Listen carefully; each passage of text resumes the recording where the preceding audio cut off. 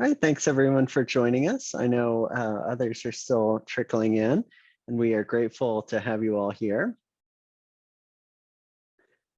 So today I am, as I mentioned, very grateful to be able to introduce Professor Chris Coyne. He's the professor of economics at George Mason University and the F.A. Harper Professor of Economics at the Mercatus Center. Speaking of F.A. Harper, who's the founder of the Institute for Humane Studies, Professor Coyne's also a board member at the Institute, and we're grateful to have you on that position. He also serves as the co-editor for the Review of Austrian Economics, the co-editor for the Independent Review, and the book review editor at Public Choice.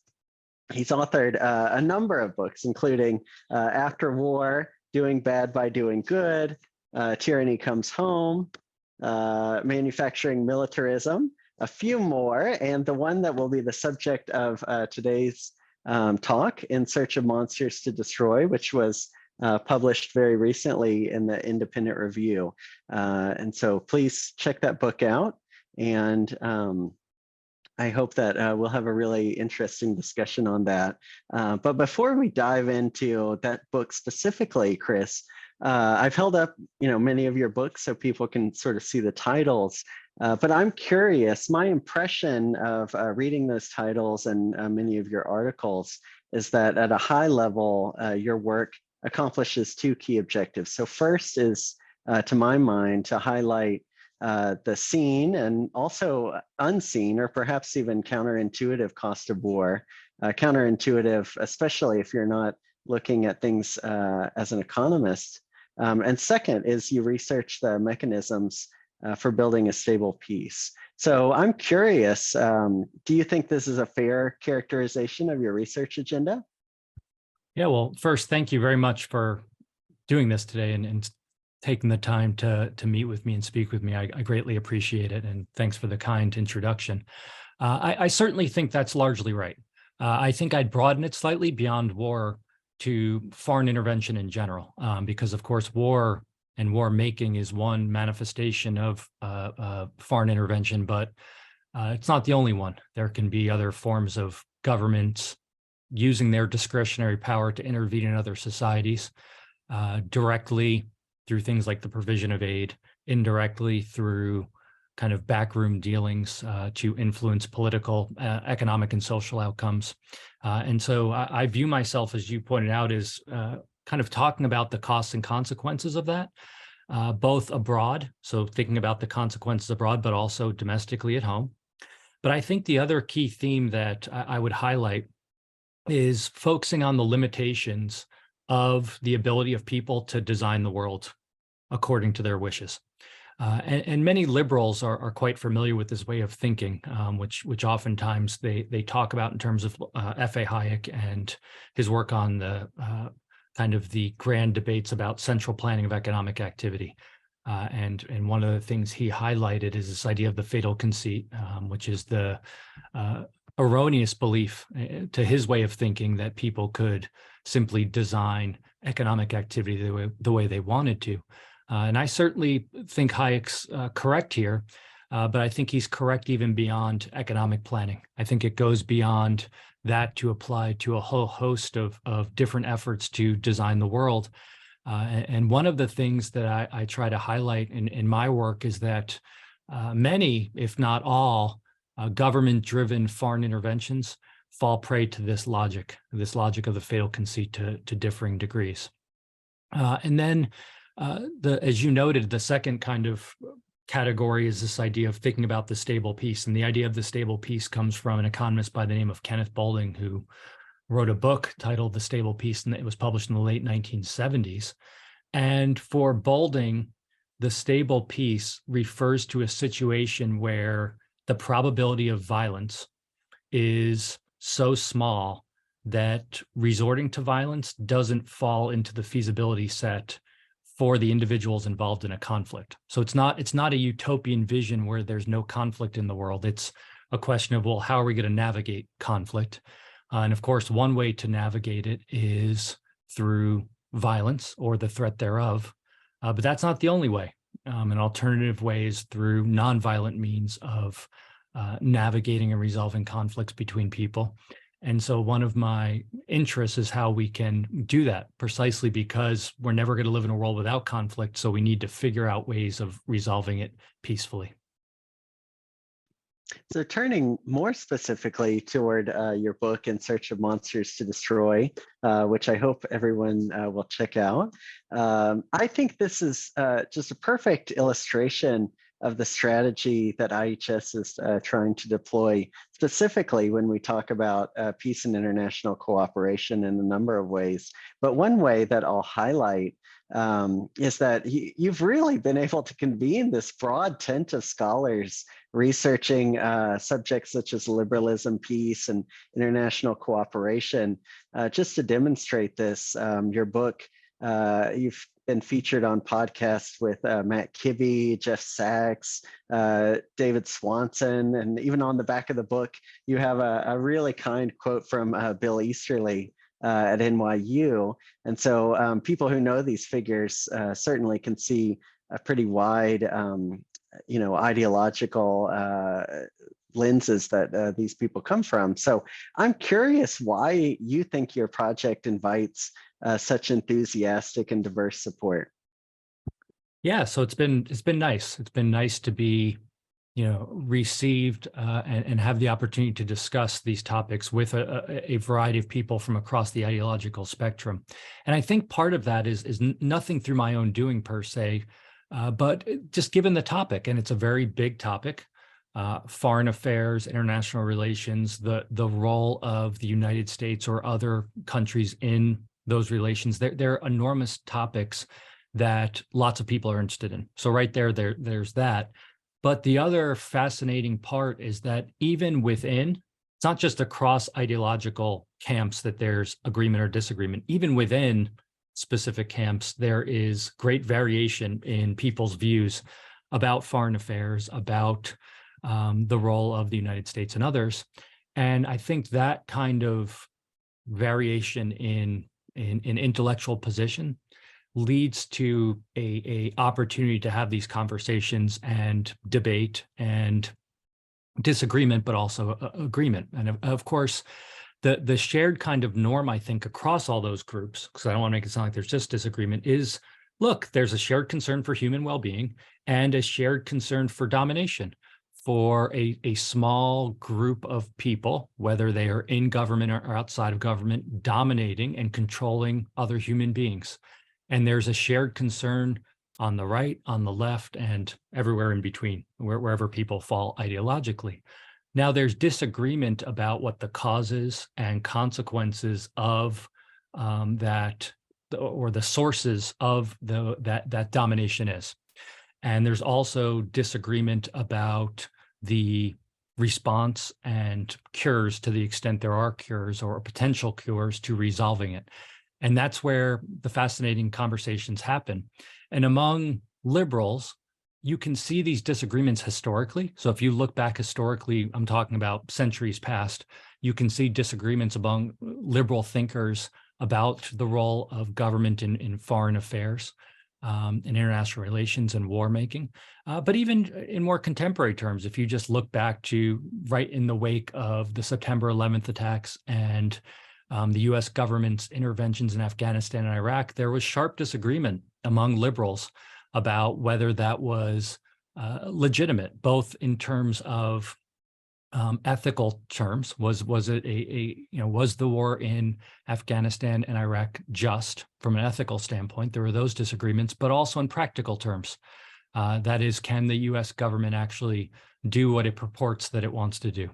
So even looking there, you saw this disagreement. And so I think it's a wonderful opportunity for people who are committed to exploring and analyzing and communicating liberal principles to be part of a conversation.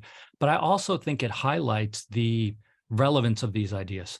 That is, the foundational principles of liberalism are not some kind of closed off set of predetermined policy conclusions, but are relevant to engaging in an ongoing conversation that is navigating really hard, complex, and nuanced topics.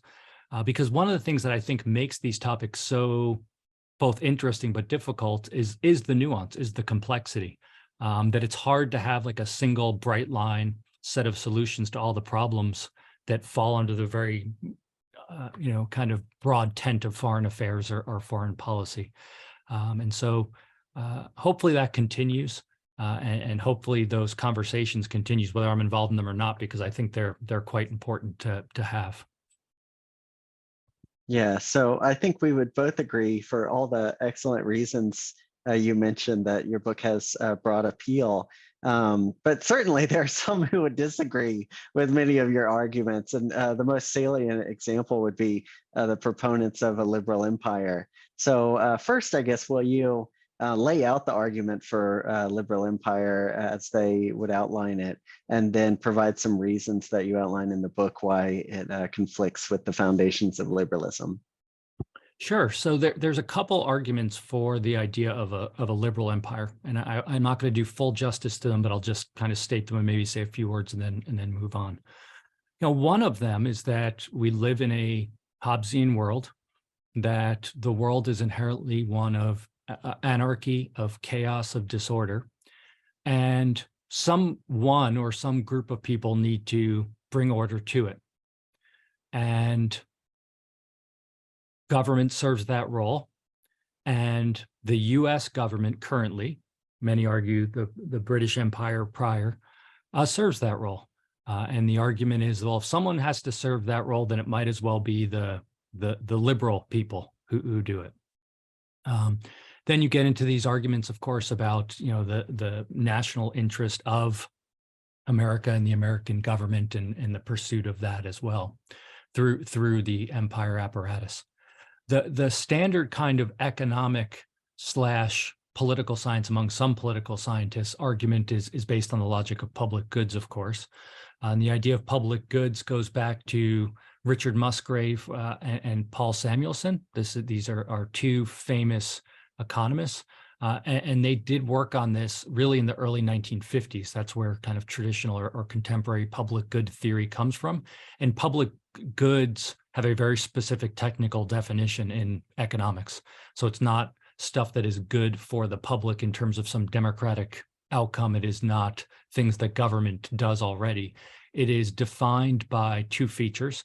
One is non-excludability and one is non-rivalry. Non-excludability refers to the fact that for certain goods or services, non-payers cannot be excluded from consuming the good. And non-rivalry refers to the fact that once a good or service is provided, the cost of providing that good to a marginal or additional consumer is zero. Another way of saying that is one person's consumption doesn't reduce the availability of the good to others. And so then people say, well, defense is a public good, because if you're defending a nation, you can't exclude free riders. So you can't say, okay, Chris Coyne didn't pay voluntarily his portion, so external enemy bomb his house, but please avoid bombing other people's houses. And it's non-rivalrous, or so the argument goes. That is, when we have kids, that doesn't reduce the amount of defense that's available to me if it's being provided to the nation. And then people take that logic and then push it up to the international level. So they'll say, well, look, for the same reason that defense and peace and order is a public good nationally, it's also a public good internationally, which means it's going to be severely underprovided if people are left to their own devices because of these issues of free riding and pricing issues. And therefore, government has to provide it. So domestically, the national government has to provide it. Internationally, either one or several governments need to provide it, either directly or through some kind of international organization. And then people justify empire based on that.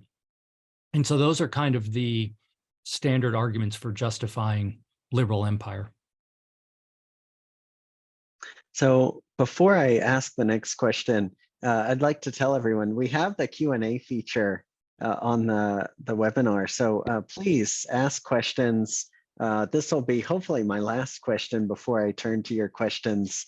So utilize that resource particularly while I'm asking this question and we're getting this answer. So Chris, You make a bold claim in the beginning of the book, and I know reading quotes is often not the best, but I really like this quote, so I think it's worth it. You say that the citizenry can avoid traps, the traps of empire, by throwing off the shackles of militarism and exploring alternative means not reliant on state military imperialism for resolving conflict and providing security.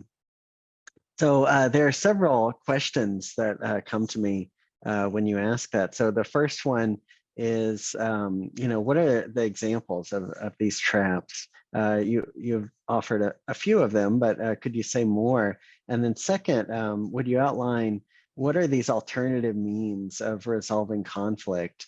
And finally, I guess, why do you place so much emphasis on the citizenry as the solution rather than, military experts or politicians or even constitutional constraints?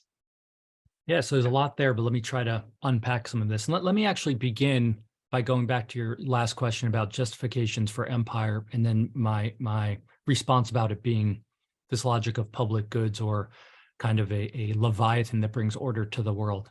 And perhaps one way to start to respond to your question or questions is to think about some of the potential issues with that way of reasoning, because it sounds nice. It sounds like, okay, who likes disorder? Who likes chaos? Who likes violence? Well, no one. Well, if the promise is that the state, empire, can solve that, that sounds like a pretty good deal. And one of the things I've tried to say is, well, look, even to the extent the logic of public goods makes sense, which I'm going to come back to that in a moment, it is not analytically correct to simply assert that government can resolve public goods issues. So there's a technical aspect to this, meaning that are the things that governments and empires do under the stated purview of defense and order actually public goods? And my own view is, once you actually start delving into what this very enormous, expansive portfolio of activities includes, a significant majority of them do not satisfy the definition of a public good from the way social scientists use it. It's simply not a public good. I mean, just go look at what the United States government does, the Department of Defense does. Just spend a little bit of time studying that and unpacking it, and you'll realize very quickly that these activities are excludable and rivalrous. So it doesn't even satisfy the technical definition. But even putting that aside, there's a couple things to think about. One is that you can argue that the idea of a liberal empire is inherently contradictory. That is, in order to carry out the operations of empire, you need to adopt, specialize in, and deploy repugnant, illiberal means.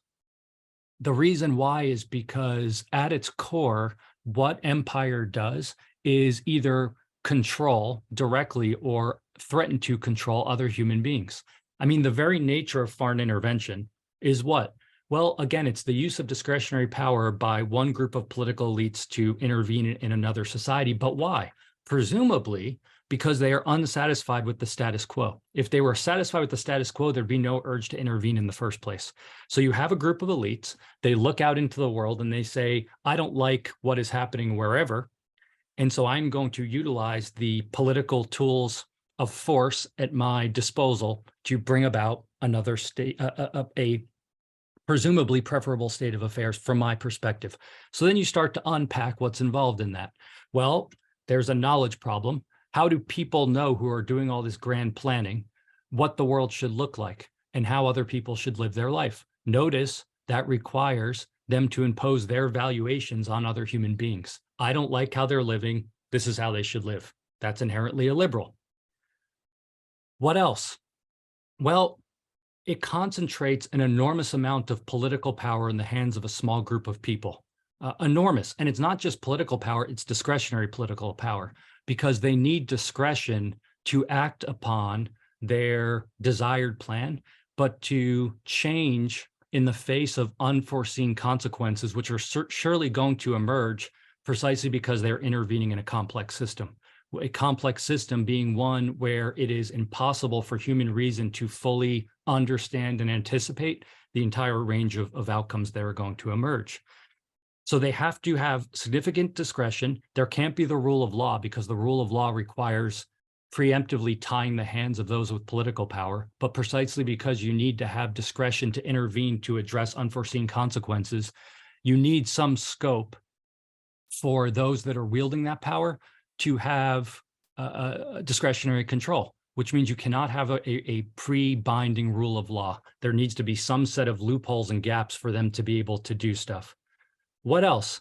Empire reeks of collectivism. So one of the fundamental tenets of liberalism is the primacy of the individual. But if you start unpacking what empire both entails in its operation itself, as well as what it does abroad, it is collectivism at its core. For those who are part of the empire, what's the kind of language that is typically used? Well, I mentioned some of it earlier. People need to sacrifice for the greater good, for the national good, for the global good. People need to sacrifice either themselves or their well-being or their liberties. That's collectivism. Collectivism is the individual must be subordinate to the greater good. Then you move abroad, and it is we are going to intervene upon people in other societies in order to bring about order and the greater good for the global public goods. Again, this is collectivism at a global scale. The individual is at best secondary, but often tertiary, if they're valued at all. There's what I consider to be a very repugnant type of framing in these conversations, where foreigners are treated almost not as human beings. They are merely pawns in some global chess game, whereby the political elite think they can just move people around, they can kill people, maim people, all for the greater good, all for order. And so there's something inherently off in these discussions of the need for a perpetual empire in the name of achieving perpetual liberalism. In my mind, they don't jive. What else do you have? Government planning over markets. Again, one of the hallmarks of liberalism is not just individualism, but economic freedom, freedom of association, freedom of exchange, and so on. The very nature of empire, both domestically and internationally, is state control over scarce resources, because in order to execute the vision of the grandmasters of empire, you need to have resources. And where do those resources come from? You pull them from the private sector. You conscript people. You conscript resources. You impose price controls. You impose rationing. And that's just to execute the vision of empire. Then, of course, you intervene in other societies. And what do? You nation build. You build the economy. These are not objects of design. These are not bookshelves that you put together. These are emergent orders. And so those are kind of the traps of empire. The traps of empire is the view that you elevate the state over the individual. You treat the state, this thing we call the state government, Leviathan, as the primary means of order and peace. Notice that the logic we were talking about earlier in your prior question presumes that absent government, peace cannot exist. The state is a necessary and a necessary feature of a orderly and peaceful world. That's certainly one view, but it's not the only view. The alternative view is that peace is a result of bottom-up processes involving dispersed and diverse human beings. Now, whether that is accurate or not is something to discuss and debate, but that's the alternative view. What else happens? Well, when you rely on the state, when you put the state on a pedestal, an empire is putting the state on an ultimate pedestal, it literally dominates every aspect of life, because the argument is it has to in order to have peace and order. It creates dependency. It creates a dependency effect. And what's that dependency effect? Well, it creates and normalizes a relationship between the government and the citizenry domestically and internationally, that people left to their own devices are the equivalent of helpless children, and that the state is our grand savior. They're our parents. And without that parent taking care of us, just like a toddler is unable to cross the road, so too are you and I unable to interact with other human beings because they're different than us. And we're helpless in that world. And one of the things this does, in addition to creating immediate dependency, is it atrophies the ability of people to develop the muscles, the skills of self-governance. Many thinkers throughout history have pointed out that self-governing capabilities are not completely and entirely innate. They are a learned set of skills, and there's not a single set of skills. They emerge and evolve through time, depending on the context people find themselves within. And so in order to cultivate those skills, we need to have space to practice them.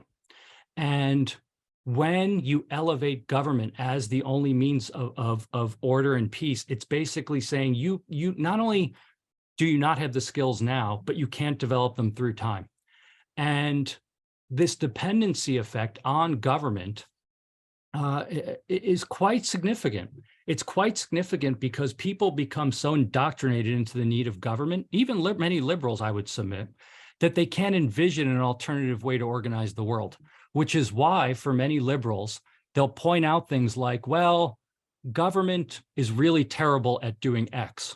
They're really bad at running the DMV or Amtrak or the education system or the healthcare system. But then when you start pushing back on foreign affairs, they get quite resistant, and they say, well, that's unreasonable. No, we need someone to do that. We need the government to do that.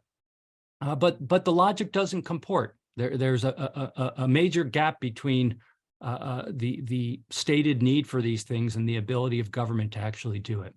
And so, one of the things, and this might come up during the Q&A, people say, well, show me or tell me what the alternative would be. And one response to that is, well, I don't know. But what if someone said that to you in other walks of life? They said, government must provide healthcare, government must provide education, must provide shoes, pick anything. And then you said, no, they don't. Oh yeah, tell me what would happen. I don't know what would happen. That's precisely why I like freedom. I like freedom because it creates a space for people to discover not some predetermined and given end, but whatever it is that they'll discover. And as F.A. Hayek put it in the third volume of Law, Legislation, and Liberty, there's a constant tension between principle and expediency. Principle is a commitment to fundamental liberal principles that create space for people to engage in this process of discovery without knowing what the end is going to be. Expediency is the political grandmaster saying, if you just give me more power over your life, I can promise you X, Y, and Z. And Hayek says, look, one of the really hard parts of maintaining a free society is that expediency is almost always going to win, unless you're really committed to the principles. Why is expediency going to win? Because the snake oil salesman can promise you concrete goodies.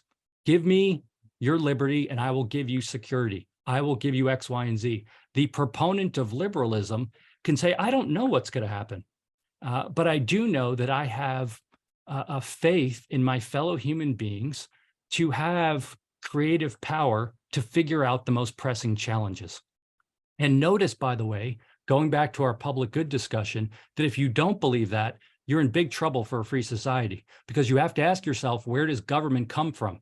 Where does the government come from that is going to provide us with all these public goods that we can't provide? Presumably, people come back and say, from the people. But wait a moment. If people are unable to privately come together to provide security, to come together to provide solutions to collective action situations, challenges, what makes you think that they can come together in any way, shape, or form to both create and monitor government? If they can't provide a slice of what government is supposed to do because of these challenges, there's no way possible for them to check government, which is an enormous portfolio of activities. But then government is not actually serving the people. It is serving a small segment of the population that happens to be politically connected. So that is some form of totalitarianism or authoritarianism or fascism, depending what specific manifestation it takes. But it certainly isn't liberalism. because a well-functioning government that is checked by the people, guess what, has public good characteristics in the standard sense, which means it's non-rivalrous and non-excludable. And so you can see the conflict between these. So that's the traps in a very long-winded way. So very quickly before we open it up, let's talk about the alternatives. So what are the alternatives? Here's what I want to think about. And you can try to think about this in steps.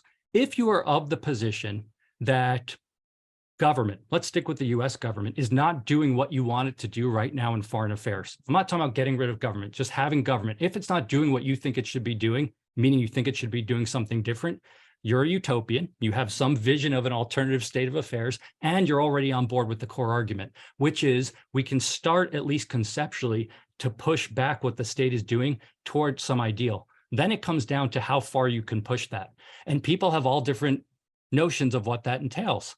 So the alternative is for us to think about different ways of organizing society. As I mentioned earlier, when we appreciate conflict, which I certainly do, and everyone I know does because they live in the human world and they interact with people and experience conflict, we don't deny that there are tensions and conflicts. I should say me, who is coming from a perspective of a deep commitment to liberal principles, thinks there are ways to resolve those conflicts without resorting to violence. And, Kenneth Boulding, who I mentioned earlier, has this wonderful idea. He says it jokingly, but I think it's quite powerful. He calls it Boulding's first law. And Boulding's first law is that if something exists, it must be possible. And so why is that relevant? Well, throughout our daily life, we interact with people, family, friends, acquaintances at work, complete strangers, and we have moments of conflict. And what do? Well, in some cases, violence breaks out. So in some cases, people punch other people, they stab other people, they shoot other people. But most of our interactions of situations of conflict are resolved peacefully. That doesn't mean there's not tensions between people. It doesn't mean things don't get heated, but they resolve them peacefully. If something exists, it must be possible. Okay, so peace is possible. So how far can we push that? And that's part of the interesting and fascinating discussion to have in these principles. I think we can push it quite far. I think that what happens is that when we elevate the military tool, the military political instrument as the only way and the primary way of international relations, it is a self-fulfilling prophecy. That is, if you make guns the way you interact with people, then the way you're going to interact with people is through guns. And it's going to seem like that's the only way that you can relate to people and resolve conflicts. And you're going to see enemies around every corner. So what are the alternatives? Well, you have things like diplomacy. That's one alternative. John Mueller, the political scientist, wrote a wonderful book, I think, recently, talking about alternatives to military for resolving disputes. And he says, look, sometimes we have to acquiesce. We have to learn to live with other people. That doesn't mean you agree with everything they do and they stand for. But if you are going to rely on the tools of violence to resolve everything you disagree with, that's a recipe for disaster. But beyond that, I also want to think about and push readers and thinkers to think about kind of a more bottom-up idea of peacemaking. And the other thing I want people to think about is peace is not a singular homogeneous thing. It is a diverse set of beliefs, norms, and activities, and so on. And so to get at this, I invoke some of the insights from Elise Boulding, Kenneth Boulding's wife. She was a sociologist that taught at Dartmouth, and she has this idea of peaceableness. And she didn't like the term peace because, to her way of thinking, peace referred to a state of affairs. So a kind of final state of affairs. It's not that she didn't want to reject the word peace, but she said we're missing the fact that we're missing some word to describe peace as an ongoing process of learning and discovery and experimentation and success and failure. So she invoked this idea of peaceableness, and peaceableness is the constant, it's like a process. It's the constant reshaping and discovering of all different ways of living with other human beings, both domestically, internationally, and so on. And to her way of thinking, creating space for individuals to engage in that process, ordinary people. So it doesn't have to be, people with PhDs. It doesn't have to be the political elite, was central to living a peaceful life and living in a peaceful world. And so what I would like people to think about are ways that we can elevate peacemaking from the bottom up as compared to purely from a top-down perspective, which is ultimately what empire does, going back to what we talked about. I'll stop there. And if there are questions, or if you want to ask other questions, we can certainly discuss them. Thank you. Oh, thank you. You've generated a lot of great questions. So I'll try to pull out themes from the question. So several people talked more about this last point of polycentric defense. They pulled out some quotes from out of the book, but can you talk more about how polycentrism relates to security type issues? Yeah, so I think one important thing to highlight right away is defense is different than offense. This has been, the term defense in American kind of discourse has gotten severely bastardized over time. Defense means to defend against a threat. Offense means to actively engage to others. And now you might say, well, a good defense, involves a good offense against potential threats, perhaps. But if we're truly concerned about defending against threats, that is quite different than having tools of offensive capabilities. And so I wanted to keep that in the background because, there was the Department of War in America before the Department of Defense. I think the earlier iteration is a much more accurate rendering of the portfolio of activities that are undertaken. But I digress. But a polycentricism. You contrast polycentricism, for those who are unaware, with monocentrism. Monocentrism is a single decision-making unit. And so within the United States, we have a monocentric defense structure. There's a federal government. There is a set of agencies that are tasked with supposedly providing defense, and it's a very top-down type setup. A polycentric system is one where there are numerous decision-making centers that operate under a shared set of rules. What would polycentric defense look like? Well, fortunately, we don't have to look too far. It already exists, which is that if you just look around in your own communities, people take defensive measures all the time. Some of these are quite mundane, and we take them for granted. We lock our doors. We have security cameras at our houses or our places of business. We have community watch groups, and so on. And again, you might say, well, that's not international relations. And it's not meant to be a point about international relations. It's meant to be a point that people can privately provide security all the time. And then you start moving to the realm of international relations, you realize it also exists there.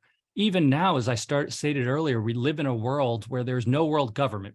We have international organizations, of course, we have alliances, but the world is one where we have these things called nation states that do a lot of the interacting. And for the most part, there's peace. Now, whether that is the result of people sticking a gun in other people's face or the threat thereof, or because war is extremely costly and conflict is extremely costly, well, that's a debate that exists among political scientists. And I won't go into that beyond saying that. And so what I want people to think about is that defense, security, already exists amongst private people. And if given the chance, it could play a much more significant role in human life. But simply appreciating it, I think, is a great starting point. And notice that we have numerous examples, I talk about several in the book, of this playing a role in protecting human well-being against significant threats. And so let's think about a couple examples briefly. One I talk about in the book are the September 11th attacks, which of course were horrible. But you think about something like Flight 93, all right? And who actually stopped the terrorists on 9/11? Not the US government. They were terrible. They were terrible at doing their one job. You had one job to do. You had information, but the magnitude of the bureaucratic structure prevented the effective flow of information and effective execution of the appropriate activities on that information. So what happens? Well, you get Flight 93, and you get a group of people in this situation, which they realize they're going to die, and they bravely come together and actually stop the terrorists from doing what?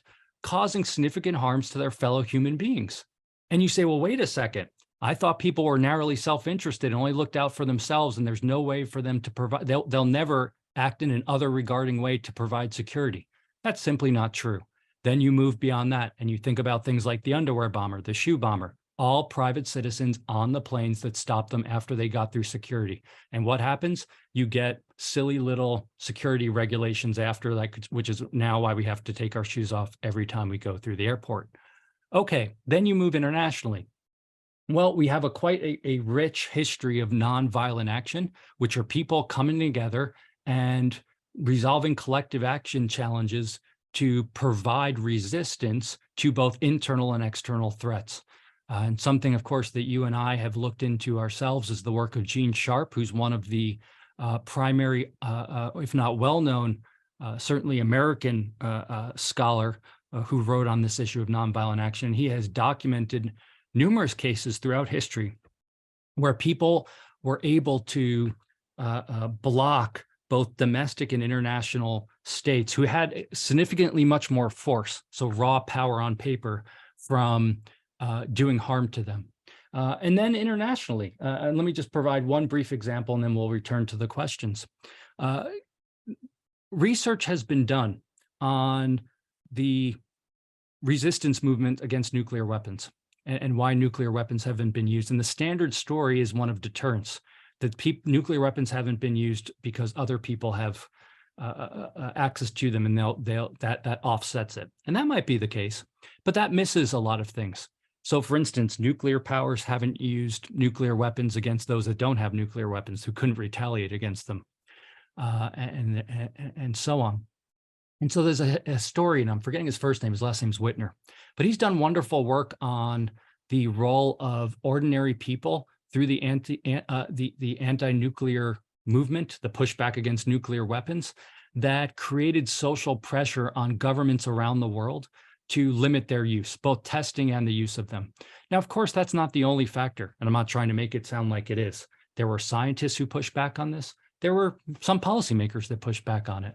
But others were very keen and still are very keen to threaten, if not use, nuclear weapons against others.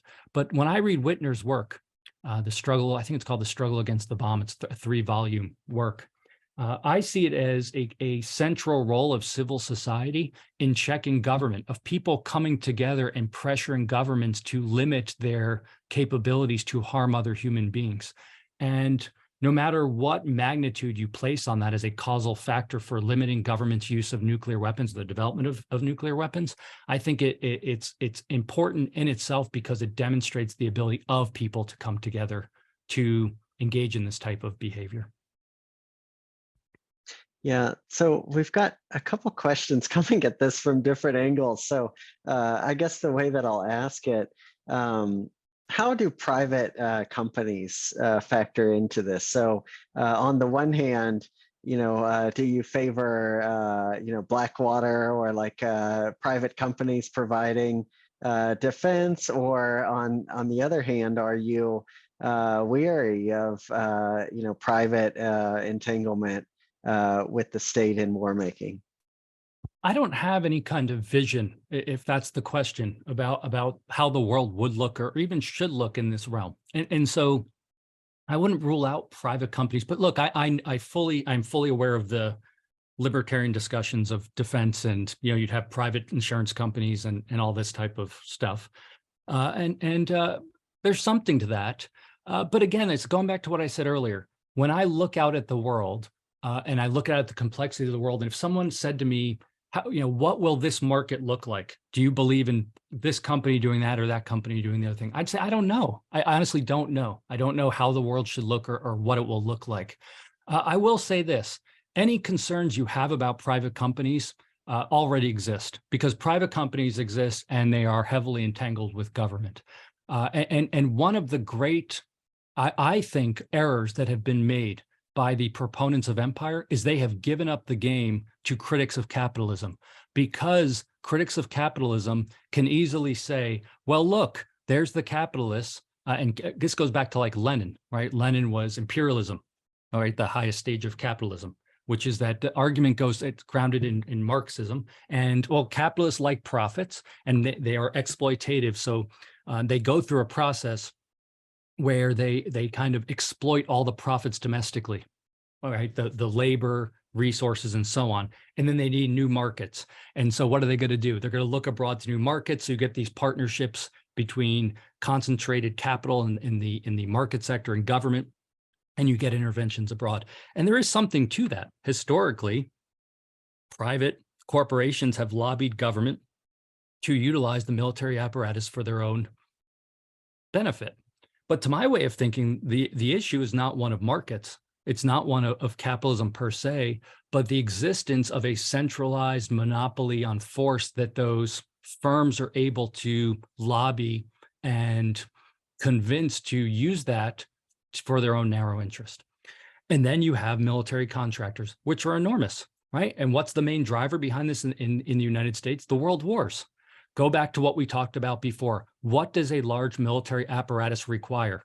Lots of stuff. Where is that stuff going to come from? Again, we can just pretend it falls from on high and call it a public good, or we can actually decide to analyze it and say, well, look, resources are going to be pulled from the private sector, physical resources, labor, but also entrepreneurial talent. All right. And that is one of the overlooked points.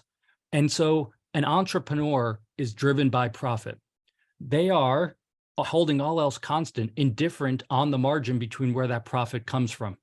And so if you can get a lucrative government contract, that sounds pretty nice. Now I don't have to compete in the marketplace, or maybe I can't compete in the marketplace, but I have political ties. So what do you expect to happen? Lots of people to do that. And then you get these entanglements, and they tend to persist and expand through time. And so I think that's a terrible setup. And the reason I think it's a terrible setup is not based on first principles, not based on my opinion, but based on my understanding of political capitalism and the fascist economic system, which is precisely what that was. The fascist economic system was private ownership over the means of production, but public-private partnerships in the name of the national interest. And so individual interests needed to be subservient to the greater good of the nation as determined by the political elite. That is the way the fascist economic system was operated. That's different than the socialist economic system, which was grounded in the idea of the abolition of property rights over the means of production. So you start looking at how the fascist economic system operates. And from my perspective, it's not a pretty thing. It's not a desirable thing for a variety of reasons. And so that's my hesitancy there. But I don't think we need private firms in order to have defense. And we don't. There's many things we do in life that don't require private firms that are forms of security and defense. And remember, one of the things that people have to get out of their head, it's hard because we're so indoctrinated. Defense doesn't mean guns. It doesn't mean tanks, because of course people are like, oh, well, market-oriented or liberal people think, private people would have nukes, haha, and then they just threaten people. It's like, well, maybe, but that's kind of a goofy straw man. How about this?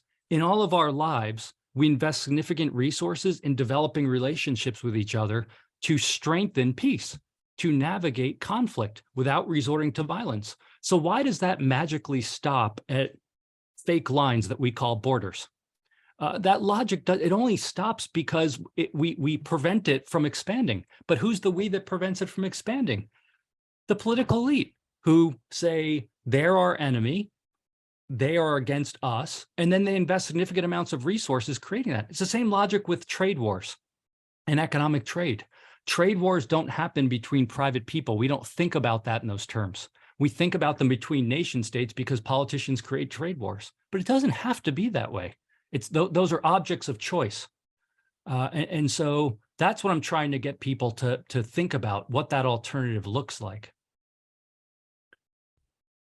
One other question. Can you explain what liberal empire is? Is it perhaps like the way the US forced Cuba, Libya, Somalia, Rwanda, Afghanistan, Iraq, etc., to toe the line, or are you thinking of other things when you say this term? Yeah, when I use the term liberal empire, I am using the term of concentrated political power, typically in America, now in the United States, that seeks to promote Western ideas and values as defined by the political elite on other societies. So it's not just Cuba, the Middle East, it's really, and I go through this in I think the first chapter of the book, it's global. So the American empire is a unique empire. And there's a debate, by the way, I should say, in academics among political scientists about if America is an empire.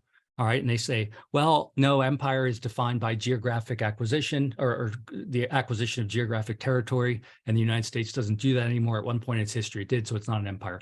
And that those debates are all fine and good. I like them. I'm familiar with them. But for my purposes, it's not that relevant, which is that I view American empire as one of the American government through the national security state projecting significant amounts of force, either directly or through the threat thereof on other societies.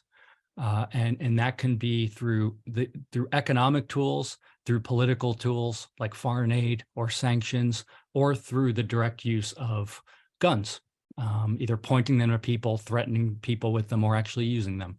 And then so you start unpacking kind of the contours of American empire. And what I do in the book is look at things like the portfolio of military establishments the United States has, the use of the arms trade. The U.S. government is the largest arms dealer in the world. Military-related aid, status of force agreements, which are basically agreements for how U.S. troops and the kind of legal obligations and rights and so on of U.S. troops abroad. And you quickly realize, oh, by the way, I should mention the use of things like special ops. In any given year, the United States government special operations forces intervene in something like 70 to 85% of the world's governments, to varying degrees, of course. And you start looking at all this stuff and you realize the global reach of the US government is truly global. And so that's what I'm getting at. And if you just think about it, the portfolio of activities and tools that are part of that apparatus I just mentioned, it's very hard, I think, to conclude that it's just this passive set of stuff that's sitting there and not used. Once you actually start delving into what's going on. Now, whether it's used for good or not, or you like the net benefit, that's the discussion, the debate. But that's kind of the gist of what I'm getting at when I use that terminology.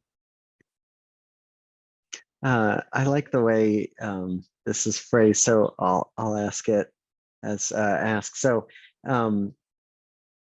what if the empire is attempting to impose a system and processes that makes individualism actually possible?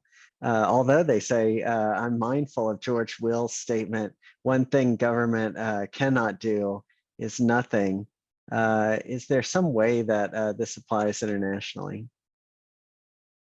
So what if they do something that increases individualism? That's certainly possible. And that's certainly the rhetoric that has been employed throughout human history from time immemorial when people intervened abroad. So go back and look at colonization. You look at King Leopold in the Congo, and it was a humanitarian intervention. Meanwhile, he's chopping people's arms off who aren't meeting the rubber quota.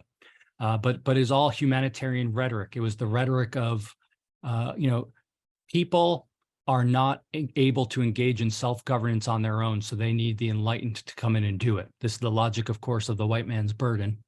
And this has a long history.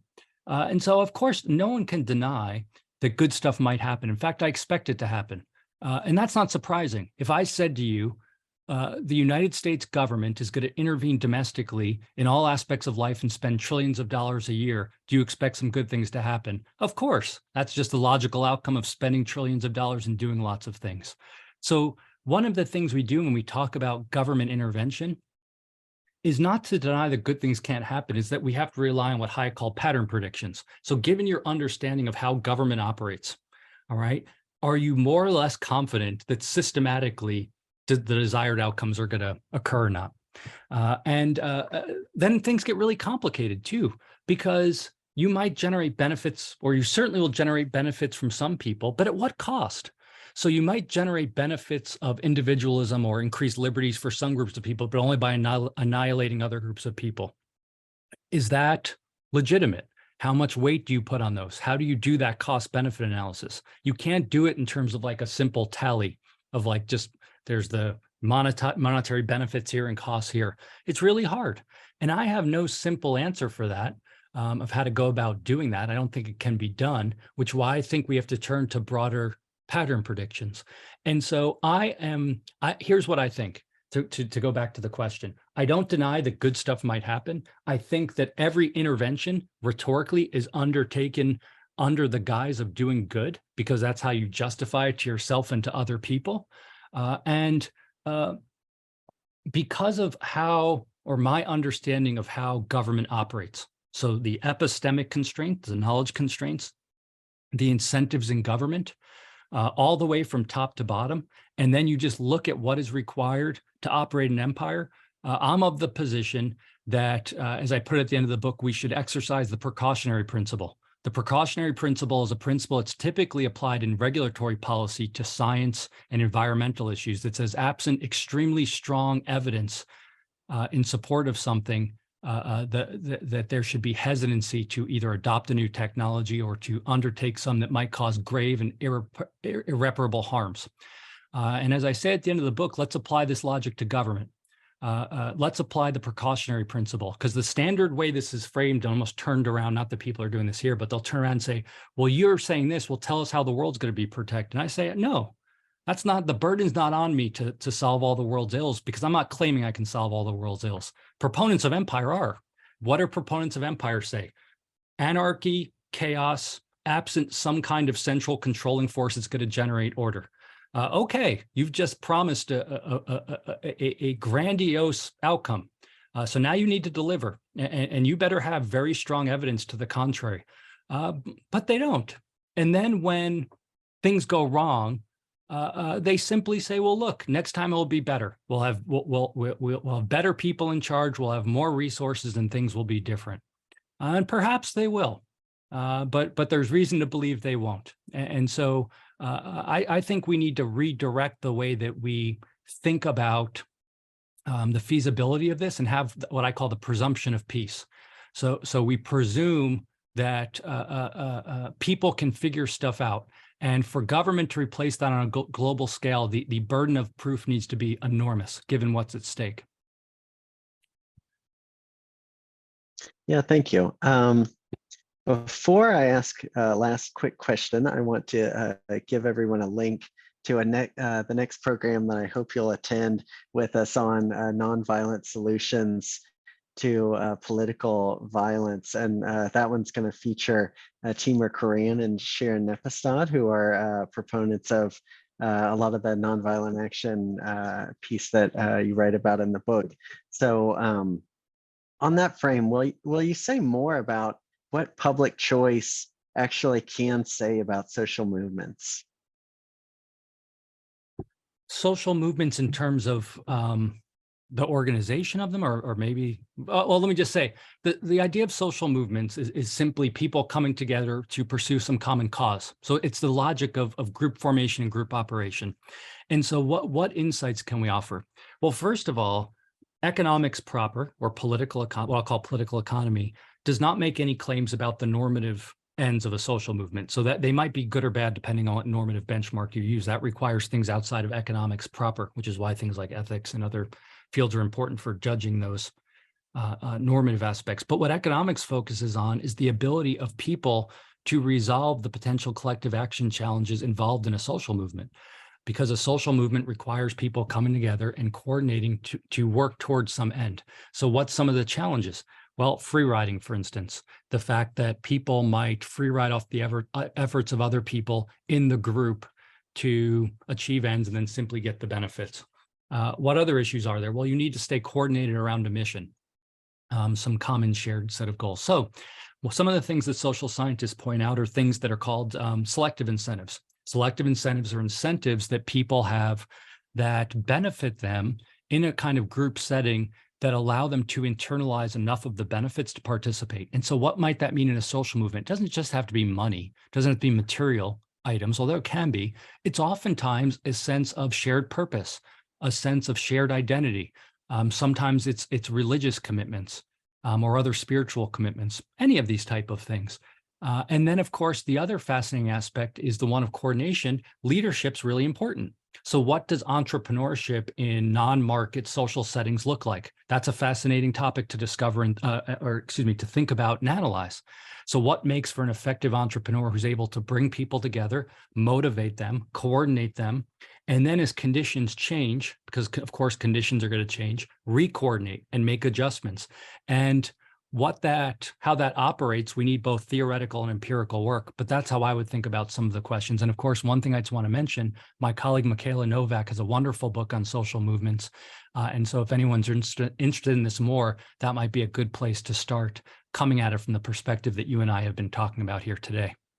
Absolutely. Thank you so much for your time, Professor Coyne. I am thrilled to talk to you always. And I must note also that participants that showed up are just fantastic as well. I admire many of your research, and those of you who I don't know, I can't wait to read more of your work. So thanks everyone for showing up.